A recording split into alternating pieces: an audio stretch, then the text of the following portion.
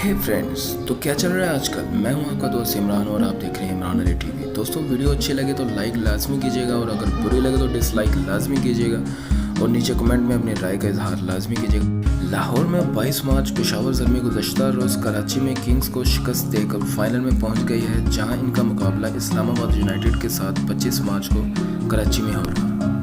इस मौके पर कप्तान डैरन समी ने कराची के शहरियों के लिए ख़ास पैगाम जारी करते हुए कहा है कि वो इनकी टीम को सपोर्ट करें। सोशल मीडिया पर वीडियो पैगाम में डैरन समी ने कहा कि कराची हम आ रहे हैं, आप सब पेशावर ज़ल्मी को सपोर्ट करने के लिए स्टेडियम में आएँ और पेशावर ज़ल्मी की शर्ट पहन कर आएँ।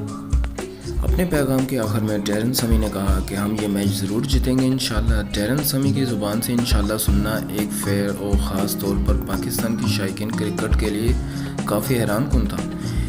इनके वीडियो पैगाम के बाद सोशल मीडिया सारिफिन ने यह सवाल भी उठाना शुरू कर दिया, क्या डैरन समी इस्लाम कबूल कर चुके हैं, जो इन्होंने इंशाल्लाह के अल्फाज किए हैं।